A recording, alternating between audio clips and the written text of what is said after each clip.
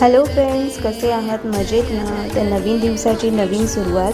तर आज आहे नवरात्रामधली नवमी आणि आजचा कलर आहे वांगी कलर.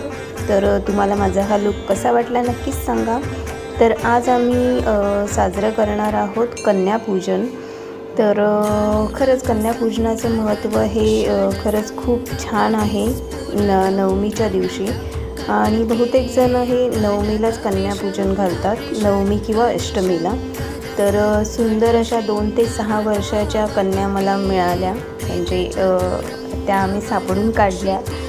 तर खरंच हे माझं दुसरं वर्ष आहे कन्यापूजन करण्याचं.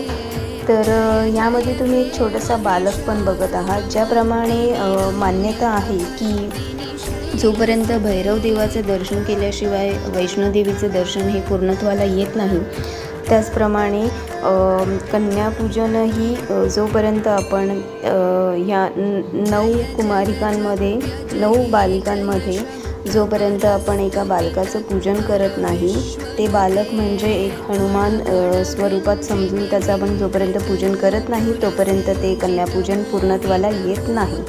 तर खरंच खूप छान असं कन्यापूजन आमचं सुंदर असं पार पडलं.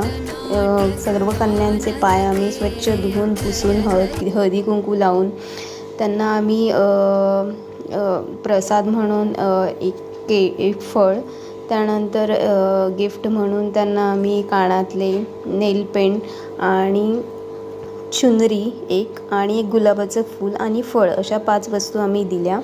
आणि प्रसादासाठी आम्ही खीर बनवली होती आणि खिरीचा प्रसाद देऊन आम्ही हे कन्यापूजन पूर्णत्वाला नेलेलं आहे. त्यानंतर आम्ही छोटंसं हे फोटोशूटसुद्धा केलं आणि त्यानंतर आम्हाला जायचं होतं गरबा खेळायला. तर माझा ड्रेस जो आहे तो खूप मोठा होता, तर तो मी चेंज केला आणि गेलो आम्ही गरबा खेळायला. तर हे मंडळ मी तुम्हाला माझ्या आधीच्या व्हिडिओमध्ये सुद्धा दाखवलेलं आहे.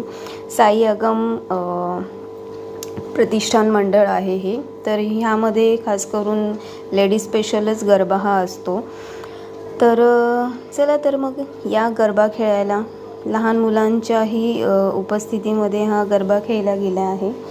तर नक्कीच तुम्हाला माझा व्हिडिओ कसा वाटला कमेंट करून मला सांगा आणि व्हिडिओ आवडल्यास लाईक, शेअर, सबस्क्राईब करायला विसरू नका. चला तर मग बाय. आणि हो, उद्या दसरा आहे, त्यामुळे दसऱ्याच्या सर्वांना मनापासून खूप खूप शुभेच्छा. आणि तसंच उद्याचाही व्लॉग मी तुमच्यासोबत शेअर करेन. Stay tune.